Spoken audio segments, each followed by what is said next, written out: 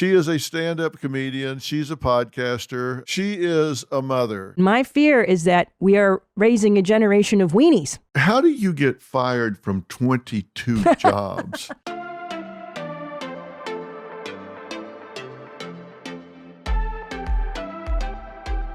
Well, hey, everybody, it's Dr. Phil, and you're on Fill in the Blanks. Of course, you know that. And get ready for a really good and informative time today. You know, I love to talk to people who have a different point of view than I do.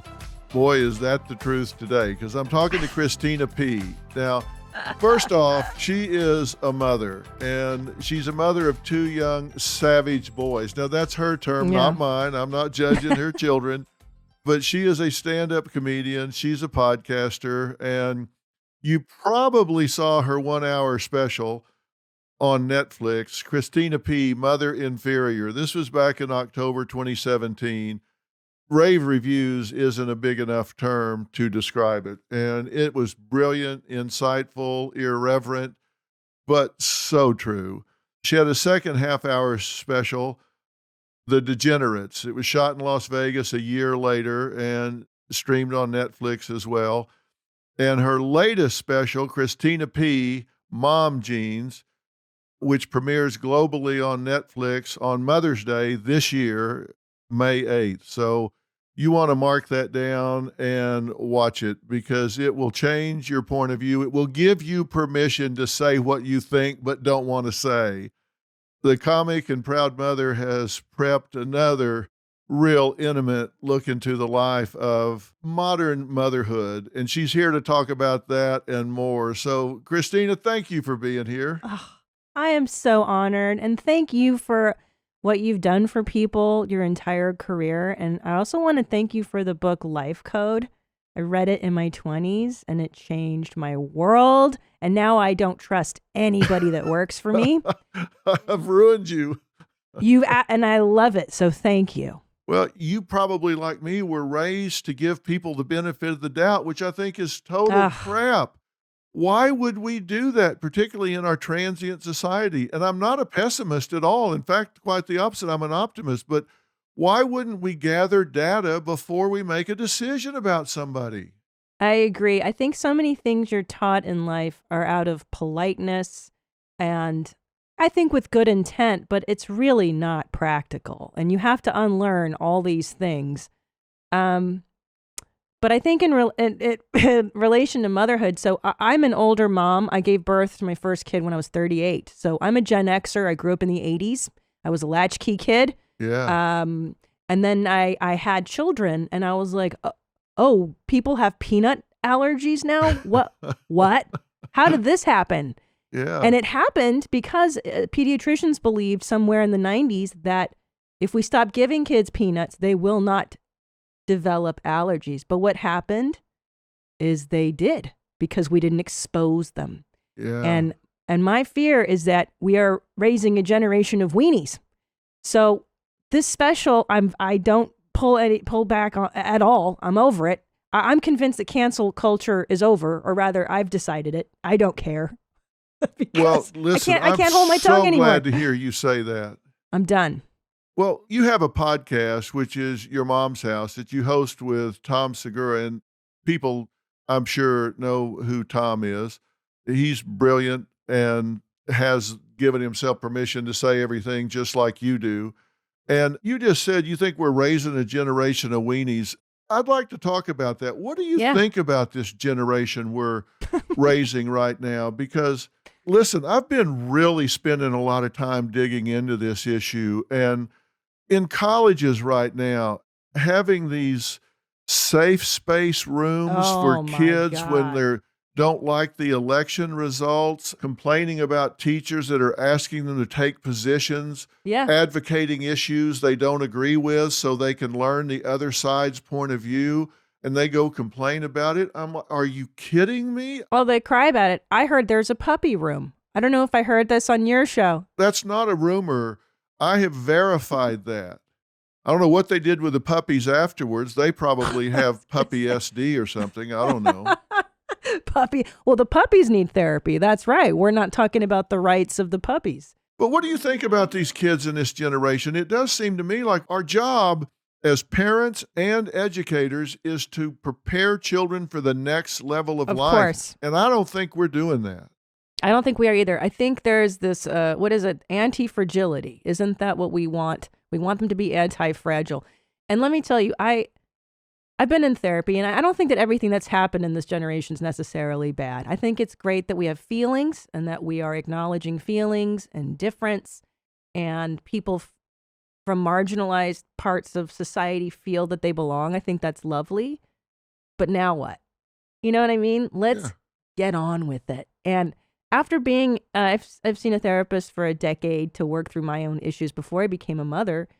And I asked her one time, what's the one thing that determines whether or not someone pulls themselves up and out and gets on with life? And she told me resilience. Resilience. Yeah, good word. But I think you have to learn resilience by having to exercise your resilience. If you don't have to bounce back because somebody's there to dust you off and pick you up every time, that's not going to happen. Listen, your mom may think you're precious and cute and wonderful, but when you get out in the competitive job market, your boss does not think you're precious and cute and wonderful. They just don't. If you don't learn that, you're going to be in a lot of trouble. Well, thankfully, my mother didn't think I was precious and cute. She was quite a beast. So I think she made me tough. But and also I worry about parents because I think the expectations are very high on us. You know, I go to the playground and that's me time. You know what I'm saying? Like I have a beer, I chill, I let my kids run wild, and I see helicopter parents like just going crazy. Like, you ever seen the parent that like narrates everything the kid is doing? Like, put your foot on the thing. Good job. Good job. And you're like, what are you doing? How's that? How are these kids going to learn to play, to fight, to make up, what are the parameters of social behavior? I think we need to leave them alone. And overscheduling. I'm seeing a ton of that. I have a kindergartner and people are asking me, well, what activities is he in? I go, what are you talking about? He's going to pick up a stick. He's going to throw a rock into the creek later, and we're going to make brownies. Those are the activities. Yeah. What activities? A kindergartner. Should he be in team sports and speaking 5 languages already? Like, it just, I don't know. Seems a lot. Yeah. You said there are some good things happening. I met with a focus group of 40 kids recently, 20 on the left and 20 on the right politically. I saw a lot of this fragility you're talking about, but I also saw such smart, bright, these kids were so informed. They had such great minds. And I thought, why are we wasting this with everybody gets a trophy bullshit? Well, and here's why, and I was talking about this on this show a while ago. What is it? Why do we cringe at the participation award? People like us who didn't have them growing up. And I think it's because it makes you feel pitied, right? Like, you know you lost. And then someone gives you a fake ass trophy. And it's like, what? F you. I know it. Let me lick my wounds and let me gather my druthers and I'll be back next time and I'll show you. I want to put a brick in it. You know, you have to lose. You have to lose. It's part of learning. And doesn't that cheapen it when you really do win? That's true. I mean, it really does. It cheapens it when you really do win. I played football in college, and I remember one time in a scrimmage we were having in front of a lot of people, the coaches could be on the field. I was playing linebacker at the time, and this coach comes running onto the field, jumps into the middle of the pile, grabs me by the face mask, and I had like 8 scratches on my face because his claws came through the face mask, yanked me up and said, McGraw, do better, and threw me back down in the pile. And I'm laying there looking up at the sky thinking, dog. Could you be a little more specific? Because I don't want you coming back. Do you want me to run faster, jump higher, hit harder? Could you be a little more specific? If a coach did that today, I guarantee you they would charge him with assault. Oh, yeah. Canceled. Done. I just looked at it like, I need to do better, figure it out. I'm side-eyeing this guy during the next play. Nobody even thought anything about it. So the guy's motivating you. What's the big deal? And are you traumatized, or did you grow up to become one of the most beloved, successful people in our culture? So what did it do? In the locker room, we laughed about it till we were sick. They were coming over saying, McGraw, do better, throwing me up against the locker. And we laughed about it. And I saw the guy in the parking lot leaving afterwards, and he was saying, you finally woke up out there. And I said, yeah, coach, you're a great mentor. Thanks, man. He's slapping me on the back. He has no idea that he ran out in front of all these people and scratched my face up. We were friends for years. There was no big, come on, get over yourself. And it's just like this offended culture. I don't buy that people are as offended as we claim. That it's a small minority of people that are setting the tone for this. Because I tour the country, I do all the states, I go everywhere, and I don't buy it. And I don't think people are as fragile, and I don't think people are as offended as we think. I'll tell you what I do think. I think people are afraid to speak up because they don't want to be next. They don't want to have their turn in the barrel next because they say something, and this vocal minority starts putting all of these labels on him, from racist to misogynistic, all of these bad labels. I don't want the mob after me. So people don't say anything. I know. And then that small minority takes over. And that's scary to me. Yeah. And I think we got the tail wagging the dog now. Yeah, I think so. That's the problem. I'm over it. What I think is so funny too, Dr. Phil, is that I grew up watching cartoons like Bugs Bunny and Woody Woodpecker and all the old school Disney. And now when you turn on like any cartoons, there's warnings. For somebody's smoking a cigarette, the caterpillar and Alice in Wonderland. And you're like, well, okay. So if your kid says, what's the caterpillar doing? You go, smoking, and it's a bad habit. Don't do it. End of story. They can't even see crazy. Okay, so what happens when they go in the world and a coworker smokes, or they go travel and they're going to just be shell-shocked by life? And I get it. Look, we want to model good behavior for our children, but I heard a preacher the other day, they had a clip of him on the internet dogging on the Smurfs. Get out of town. Because the Smurfs have magic, and magic is evil. And evil is anti-Christian. And so they were saying, parents, don't let your children watch the Smurfs.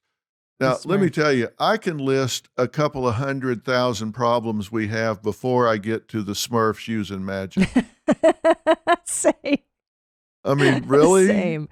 Yeah. Seriously? Same. I see a lot of people starving to death. I see a lot of people shooting each other in the back of the head. I see a lot of problems I would invest time in before I got to Papa Smurf.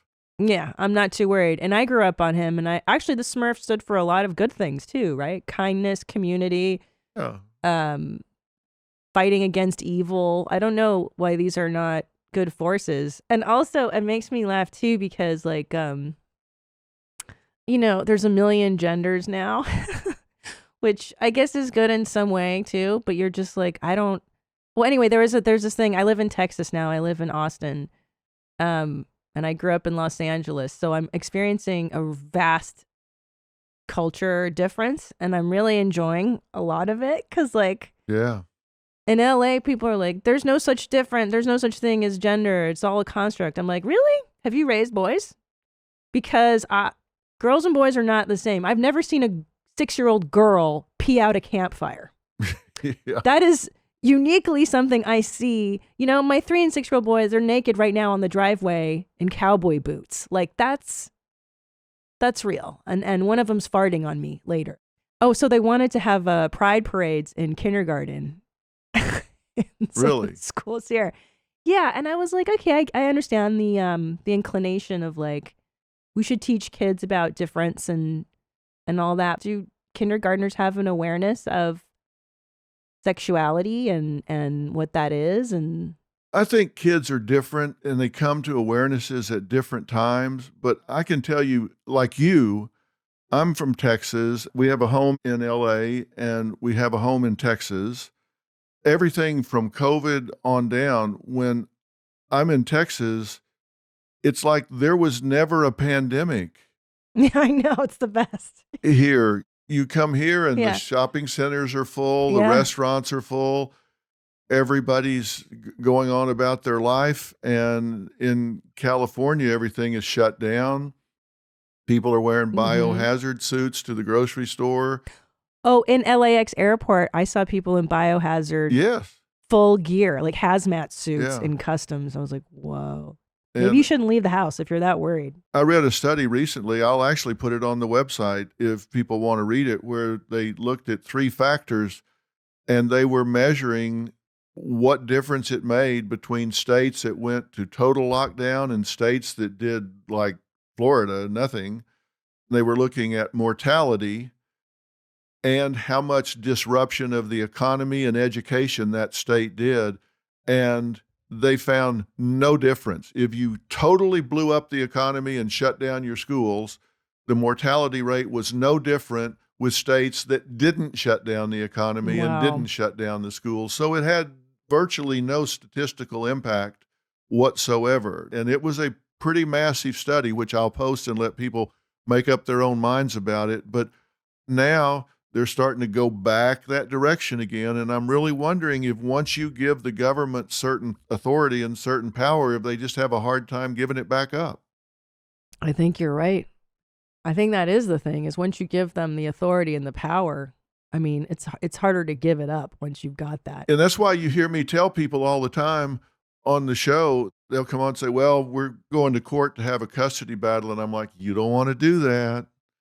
You want to go sit down and work this out between yourselves. Do not invite the government into your family. Do not do that. That's not King Solomon up there. You have no idea what he or she judge is going to do on a given day. Oh, that's right, because you're dealing with people, and that judge could have had a bad fight with his wife that morning or her wife, whatever, and then they come in and that's it, right? Yeah, maybe he's got a daughter whose husband really jerked her around in a marriage or over the weekend or something, and he's coming in there and he's going to get his pound of flesh, and you happen to be in the crosshairs. These are just people. They don't have some book of wisdom. You do not want the government in your life. You don't want to invite them into your family. Bad idea. And this pandemic really made me realize that, because I think I had a childlike notion of people in power. Like, oh no, surely they are trained. Surely they have what's best for us in mind. No, of course. And it's like, no, they're just dopes like me. You know what I mean? Like they're just dopes like me, just trying to do right by them, by whatever forces are being pulled on them at any given time. There is no omnipotent, omniscient government that's going to take care of you. Yeah, I'm trained in forensic psychology, and a good court, a good judge will get a forensic psychologist that will come in and evaluate this family for real and see what these parents are about for real. But trust me, we don't have an X-ray machine looking for assholes. We don't have the ability to see, because they put their best face on. You rely so much on self-report from these parents. Maybe the kids are straight with you, maybe they're not. We do as good a job as we can. There are no guarantees of how competent people are going to be when you get the government in your life. You don't want to do that. I'm just telling you. Was there a moment that you gave yourself permission to say, you know what? This is no dress rehearsal. I don't get a do-over. I'm going to be me. And maybe people like it, maybe they don't, because it takes a lot of guts to do what you do to get up there. Our number one need is acceptance. Our number one fear is rejection. And you put it on the line every night when you get up in front of people. Right. Well, thankfully, Dr. Phil, my parents rejected me very early, so I don't have a false sense. Done, dude. I've already lost their opinion, you know? And, you know, I was useless in the real world. So I graduated with a degree in philosophy, and then in the next 4 years, I either quit or I got fired from 22 jobs. I tried everything in the world, and I didn't like any of it. And then I had a boss that he goes, you know, Christina, you're a horrible employee. You're the worst employee I've ever had, but you're funny. Why don't you go to the groundlings? And I said, okay. And that was it. I found my calling. And I put myself through every trial and tribulation just to make this dream come true. I stayed in divey motels. I've had glasses thrown at me, and I've had, I've done it all. I've done, like the Blues Brothers with like the chicken wire when they're performing. It's an old ass reference for anybody listening. Because of this love of, for me, it's transcendent. I believe, and I never bought this horse shit when people said to me, because I've been doing comedy for 20 years. 20 years ago, nobody wanted to hear women really tell jokes. That had to be terrible. I know, but you know what? Fuck them. And I don't care. And I remember, because when you watch somebody who's talented and funny, it transcends whatever meat shell they're in. And I was like, you know what? This is it. I don't care. I'm going to do this. And what happened was, like I said, I failed at everything else. My options were none. I'd fucked up my life so completely. And like I said, my parents didn't care anyway, so I'm not disappointing anybody. I got to hit rewind for a minute. How do you get fired from 22 jobs? They fired you as you're coming in the door? You don't look like you fit. Get out. How do you get fired from 22 jobs? Yeah. Okay, so one of them, man, I got a real attitude problem back then in my 20s. One, I was a paralegal, believe it or not, a corporate paralegal. And I just messed up. I kept messing up and messing up and messing up. I'm not good at details like that I don't care about. So that guy fired me. I've been fired from restaurant jobs because I'm not good. I'm not good at taking orders and I'm not good at doing stuff I don't care about. And I think I knew. I was like, I just suck. I just suck at this. I don't care. And I don't want to make somebody else rich. That made me crazy. So I had a bad attitude. Honestly. What job did you hate the most? What was your worst job ever? See, all the bad jobs have great perks. That's the thing, is that the worse the job, the better the perks. So the most depressing job I had, I was sitting in a parking box, like a parking lot. And then there was a booth. I would sit in there and I would sell parking, right? You think that's the most depressing job in the world. And I would sit in there for 4 hours at a time, but I loved it. Because I could smoke cigarettes. Back then I smoked. I could write. I could call my friends or whatever. My friends would come and visit me and I'd BS with them. And so the worse the job, the better but the worst job for me was probably in the legal field. That was rough because I had to pretend to be a normal person, like I was an immigration paralegal. I was a corporate paralegal. And I was like, people's lives were in my hands and I was not good at that. Yeah. And I dropped out of law school. I couldn't handle law school. Listen, all I could do is comedy, Dr. Phil. This is it. That's got to have been good for material, at least. Yes. This failure. Yeah, you got to look back and think about that. I had terrible jobs, but none of them were interesting. They didn't have any perks to them at all. What were your terrible jobs? Well, one, I was a car hop at A&W Root Beer Stand. And I was doing pretty good until they put us on skates. That's so hard. I got the worst balance of anybody I've ever seen. I mean, there's shit still rolling down the street from me scattering stuff all over the place, and that didn't last very long. Then I had a job working for a surveyor where you stand with the stick and they're looking at you through that little thing. And it was in the summer in Texas and Oklahoma, and it was out on a highway. It was like 115 degrees, and on the asphalt, it was 145. 145 degrees. And I'm standing there thinking, there's got to be something better than this. Because I'd stand there for 8 hours, 10 hours. Right, but see what that did to us? Is that we went, there's got to be something better. Yeah, exactly. And by God. Suffering is good. Suffering purifies the soul, and it makes you go, you know what? I'm not going to stand for this. I've got to fight. I remember the worst job I had. My first job, I was 15 years old, Mary Lander Marketing Research. I was actually 14 years old. My stepdad changed my birth certificate because he was a criminal. He's dead now, so I can say that. So I could work in the state of California as a 15-year-old. And I would call strangers. Remember when those old telemarketers? Oh, yeah. And yeah. Hi, this is Christina calling from Mary Lander Marketing Research. I was wondering if you'd like to take a brief survey about eggs today. Go ahead. Do you how many eggs would you say you eat in a week? 3 to 5? 5 to 6? 6 to 7? 7 to 8? And how do you make those eggs? And did you know that eggs aren't actually as high in cholesterol? That was horrible. But people took the survey and it would take like a half an hour. I'm like, are these people? That was back in the 90s. People had time for that stuff. Oh God. Yeah. But see, resilience and suffering. And that's what you gotta make your kids suffer a little bit, right? Yeah, it does motivate you because I think, okay, listen, I'm going to learn to read. I'm going to learn to do something. I'm going to get consequential knowledge because anybody could have stood there and held that stick up on that asphalt. Seriously, you could have gotten somebody with a 45 IQ to do that job. And I thought, I'm overqualified for this job. I need to do something different. I need better placement here. Yeah. Yeah, my dad used to make me work at his forklift shop every summer from the time I was 13, and I would have to answer his phones. And I don't know anything about forklifts, and people would ask me questions like, do you have propane or electric? But by the end of the summer, I could tell you all about forklifts and pallet jacks and Nissan and is it a shift cider shift or something? That was so long ago. What do you talk about in the new special? Tell people. I'm so excited. Okay, so just so you know, like the LA Times, the writer watched it and she called me and she was like, "Whoa." I'm like, "What, is that good or bad?" She's like, "Whoa." She's like, "You're saying things." She's like, "Did you cut things out?" She's like, "Well, I'd like to see what you cut out." I'm like, "Yes, I did actually."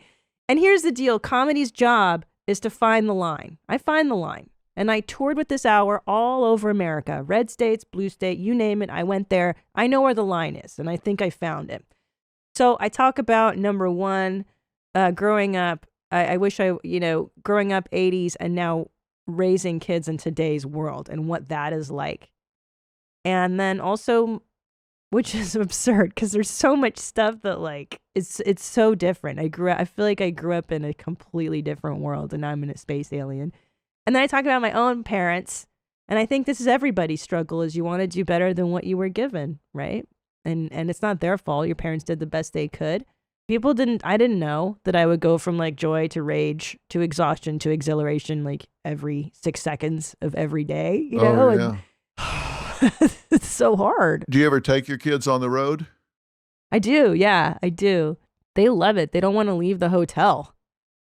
They love just eating candy and pushing all the buttons on the elevator, and it's fun. It's great. But I stay home. I don't travel as much as my husband does. I'm home a lot with my kiddos. So if I do go, I take them with me, and they love it. That's great. Well, I just hope moms watch this and they see the truth. And I feel like there's a lot of, this isn't just the typical special of like, I'm just kind of over the trope of like, let's just drink wine. It's wine 30. I'm an alcoholic mom. Like, there's a place for that, but I think there's an even bigger dialogue that needs to happen, Yeah. Then I just like dick jokes and fart jokes, and there's a lot of those in there too. This isn't just like a chick comedy show. You can watch it with your husband. So Yeah, of course. Did your comedy change when you got out of LA? Oh my God, yeah.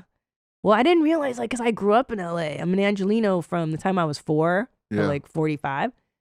And I didn't realize what a cultural bubble it truly, truly, truly, truly is. As much as I love my home, I love LA.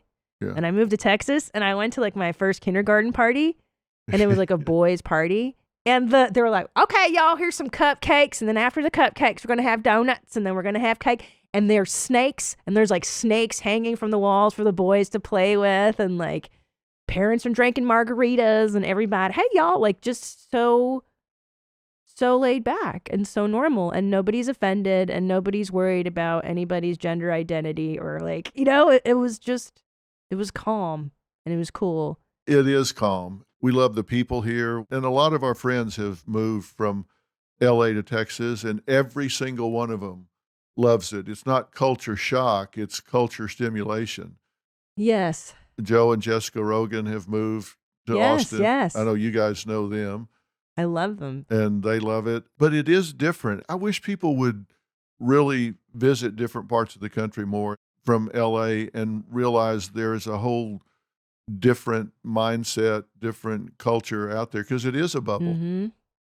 It is. And like I said, I grew up in it. So I was very sure that this is the right way. And then I've always toured all over the country.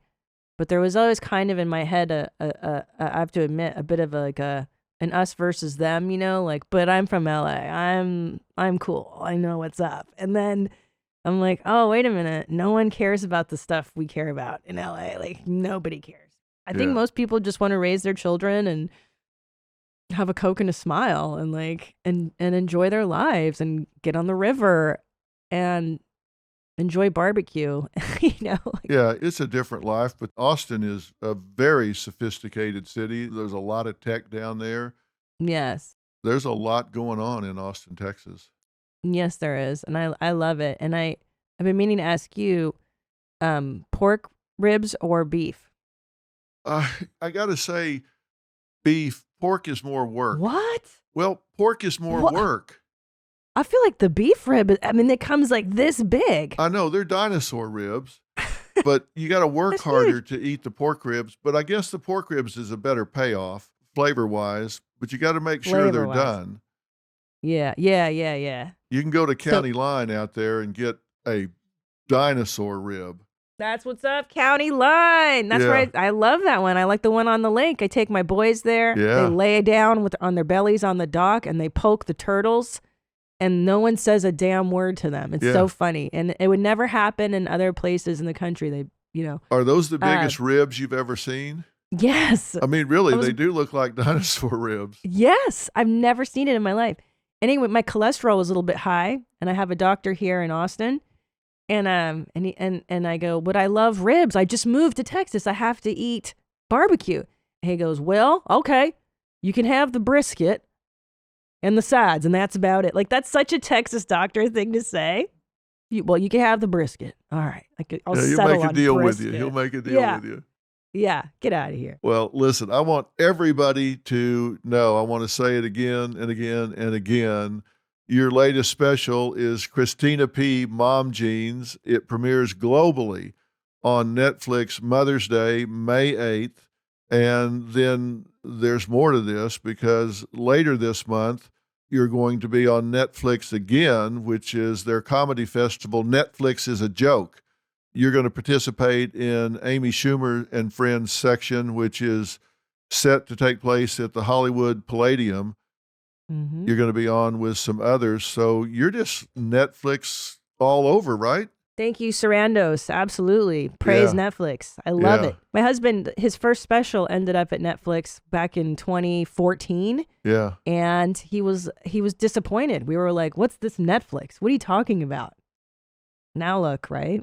Yeah, I think they're doing a great job. I executive produced Kirk Fox's special that was on Netflix. Wonderful. I love Kirk Fox. So funny, so talented. Yeah. He's touring with my husband. Yeah, well, I understood he was. He's a great one to be on the road with. He says it's going great, but I'm a huge comedy fan. I'm a huge fan of yours. I want everybody to tune in. What a great way to celebrate Mother's Day. That's right. With this new special. If you want to honor your mother, sit down and watch this with her because it will honor what she's been through in raising you. Trust me. You'll get red-faced a couple of times, but you will have some good laugh. It's a great way to bond with your mother all over again. So, Christina, thank you for taking the time to do this. It really means a lot. This means the most to me. This is absolutely a dream come true. So thank you so much. So nice to meet you. Thank you. Well, you're so funny in the things you do. And again, it's Christina P Mom Jeans. It's Mother's Day, Netflix, May 8th this year. You don't want to miss it. It's all good humor. You will love it. So tune in and watch it. Let me know what you think. Christina, I'll talk to you soon. I'll talk to you. Thank you so much. Mwah. My best to Tom. Yes, for sure. All right, so long.